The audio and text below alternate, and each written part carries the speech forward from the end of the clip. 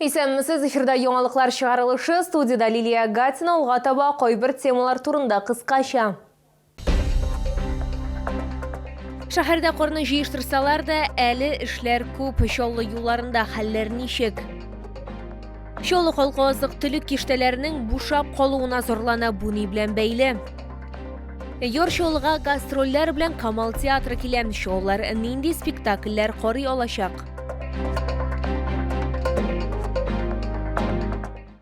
Шәһәрдә корны җыештырсалар да, эш әле дә күп кереп була, ләкин чыгып булмый. Ишек алдындагы хәлләр турында автомобиль сөючеләр шулай дип сөйли. Аларның сүзләренчә, йорт яны территорияләр өчен киртәләр полосасына әверелгән. Юл шул кадәр начар ки, алга гына хәрәкәт итеп була. Бу да иң яхшы очракта гына. Кайбер машиналар кар тозагына эләгә, бу очракта ярдәмнән башка булмый. Бүген Ирек Кариповка ярдәм кирәк була, оның машинасы кар тозагына эләккән. Әгәр дә ярдәмгә башка ир-атлар килмәсә, тозактан бөтенләй чыга алмаган булыр идем ди ул. Ишек алдында карлар бик күп. Менә чистартырга тырышалар да. Менә яңагына тоже этеп чыгардылар мине. Карлар бик күп. Бүтән сүзем юк минем. Машина йөртүчеләр ишек алдындагы хәлләрдән канәгать түгел. 65-19 һәм 65-14 йортлары арасындагы юлда килия күптән барлыкка килгән. Бу кар җыю эшләре күптән үткәрелмәгән дигәнне аңлата. Кайбер машина йөртүчеләр безнең төшерү төркеме эшләгәндә күп тапкыр карда батып калдылар. Безнең төшерү төркеме дә җиттә калмыйча башка машиналарны этеп чыгарга ярдәм итте. Бу көннәрдә машина йөртүчеләр аеруча да берләшеп бер-берсенә ярдәмгә киләләр. Чистартмадылар кар килия. Тирән уртасы каткан чыгалмыйлар машиналар. Менә шулай бер-беребезгә булышабыз. Кем бата, шуңа булышабыз, карлы көрәк белән керибез. Бүген 65-нче комплекста махсус техника эшләде. Эшче сүзләренчә, кар бик күп һәм эшләүе дә бик авыр булган. Машина сөючеләр үзләре дә мәшәкать өсте дип билгеләп үтә тракторчы. Авыр инде, машиналарны алмыйлар. Кар күп быел. Машиналарны алса да җиңелрәк тә булыр. Тракторчы сүзләренчә, эш көне иртәнге сәгать 7-дә башлана, аннан соң инде җиңүгә кадәр кар нәтиҗәләре белән көрәшә. Бер ишек алдына бер көн китә дип йомгаклады сүзен эшче. Лилия Гатина, Эльмира Гайнетдинова, Ленар Султанов, яңалыклар. Һава торышы сәүдә предприятиеләре эшенә дә тәэсир итә. Фуралар товарны вакытында китерә алмаганнар, Чаллы халкы азык-төлек киштәләренең бушап калуына зарлана. Мәсәлән, сатып алучылар күзәтүләре буенча сөт һәм ит продукциясе, икмәк һәм яшелчәләр азайган, тулырак алдагы материалда. Кибет киштәләре хәрәкәт шикләнүе яки федераль трассаларның тулысынча ябылуы аркасында ярым буш калды ди сатып алучылар. Фуралар трассада басып торалар, вакытында азык-төлек китерә алмыйлар. Шулар әйтүенчә, бу аеруча сөт һәм ит продукциясенә, яшелчәләргә, икмәккә кагыла. Ну вот сюда мы ходим постоянно, но полки пустые, ассортимента мало совсем. Вот мы сырки берем внучкам, ассортимент вообще маленький. Творог нет. Сметана. Я сейчас была в двух других магазинах, хотела купить помидоры и огурцы. Но, видимо, в связи с тем, что были заносы, полки полупустые. Не хватает ассортимента в магазинах, нету молочной продукции, куриной продукции нету, колбасной очень мало. За эти дни, да, маловато было продукции. Овощи и фрукты вот всего не было. Вот пошла, вот один сорт яблок жесткий только вот были, вот немножко взяла. А сейчас у нас здесь-то выбор большой, хороший после такой погоды. Мондый һава торышы дип буран, көчле җил, юеш кар күздә тотыла. Республикада мондый һава торышы берничә көн дәвам итте. Хәл инде тотрыклана бара. Азык-төлек тә китерелә башлады дип билгеләп үтте кибет хезмәткәрләре. Лилия Гатина, Эльмира Гайнетдинова, Ленар Султанов, яңалыклар. Кайттылар, ләкин тиздән яңадан китәләр. Күптән түгел махсус операция зонасыннан үзебезнекеләрне ташламыйбыз. 16 волонтерлык төркеменнән Чаллы активистлары Анна Артемьева һәм Гүзәл Гыфиятуллина кайтты. Кызлар битараф булмаган шәһәрдәшләренең ярдәме өчен хәрбиләрдән рәхмәт сүзләрен җиткерде. Мәдинә Мөхәммәтҗановага махсус сюрприз әзерләнгән. Нинди бу хакта алдагы минутларда.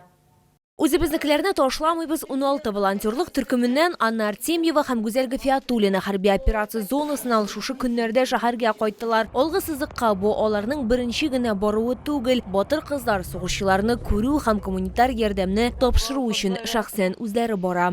Ребята там очень ждут.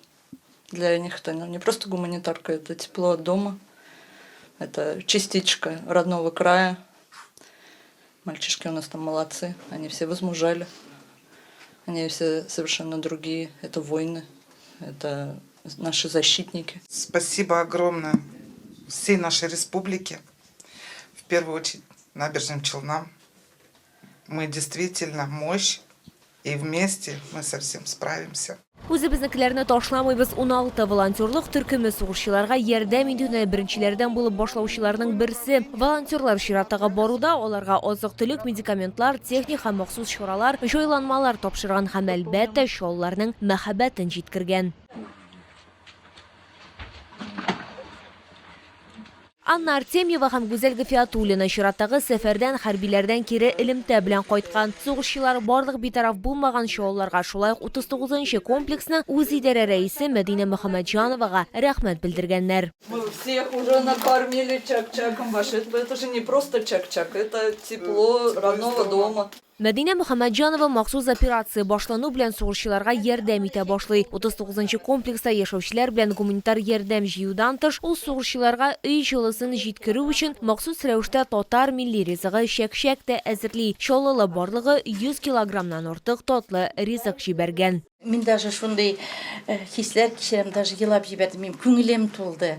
Мин бит менә булар өчен түгел, үзебезнең егетләргә булышыр өчен. 39-нчы комплекста яшәүче битараф булмаган шәһәрдәшләребез хәрбиләр өчен чираттагы гуманитар ярдәмне җыйган. Алар азык-төлек, медикаментлар, одеяллар һәм башка күп төрле әйберләр туплаган. Гуманитар йөк җыюга шулай ук 100 яшьлек Чаллылы Бөек Ватан сугышы ветераны Фәүзия Гыйләҗева да кушылган. Яни безгә минем өлешемне дә кертегез диде. Менә безнең монда продуктлар, әзрәк дарулар, крупалар.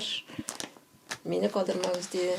Минем исемем кирсен диде. Сугышка җибәрер өчен акча җыйдык, и 10 меңнән артык акча җыелды, и шул акчаларга менә чәй, кофе, сгущенка и тәмле печеньелар, конфетлар алдык. Тагын менә җылы одеяллар, простыня и пододеяльниклар. Даже рубашки. Волонтерлар белдергәнчә, алар алга таба да сугышчыларга ярдәм итәчәк, чөнки Чаллы үзебезнекеләрне ташламый. Лилия Гатина, Сергей Вильданов, яңалыклар.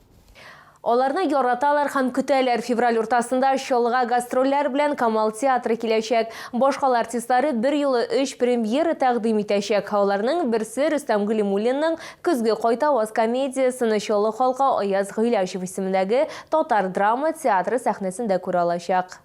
Быел театр труппасы Чаллы халкы өчен бик күп кызыклы премьералар әзерли. Алар арасында Рөстәм Галимуллинның көзге кайтаваз һәм Илгиз Зәйниевның Ситса туй спектакльләре бар. Безнең спектакльләребез берсеннән-берсе үзенчәлекле. Монда инде күбрәк комедиялар, моңсу комедиялар, уйландыра торган спектакльләр дә бар. Мин инде үземә килгәндә шәхсән мин күбрәк комедияларда катнашам, җырлый торган спектакльләрдә катнашам. Шуларның берсе Ситса туй спектакле. Андай без уйныйбыз да, бийбез дә, җырлыйбыз да. Тагын бер премьера Якты өмет җыры. Бу театр оркестры белән берлектә куелган спектакль. Оркестр Чаллы халкы өчен 1920-30 елларда театр эшчәнлегенә багышланган яңа музыкаль әдәби программа тәкъдим итәчәк. Безнең оркестр белән бергә үрелеп барган безнең спектаклебез бар.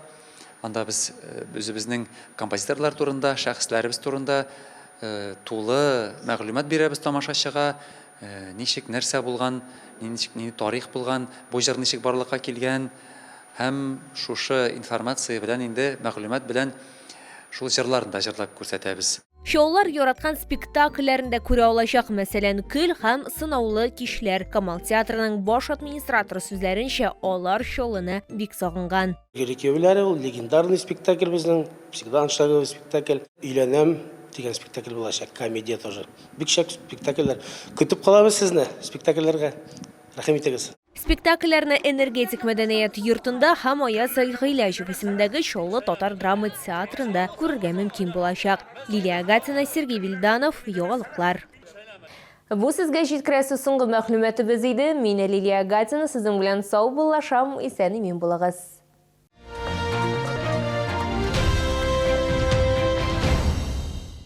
Набережная офтальмологии Уфимского НИИ глазных болезней объявляет прием и набор пациентов на бесплатное хирургическое лечение по всем заболеваниям глаз. 24 января с 9 до 13:00. Город Набережные Челны, проспект Чулман, 104, автостоянка школы 87. В производственную компанию «Раротек Кама» по изготовлению автокомпонентов из пластмасс требуется. Оператора АПЛСУ, зарплата 45 тысяч. Телефон 8 960 076 88 01.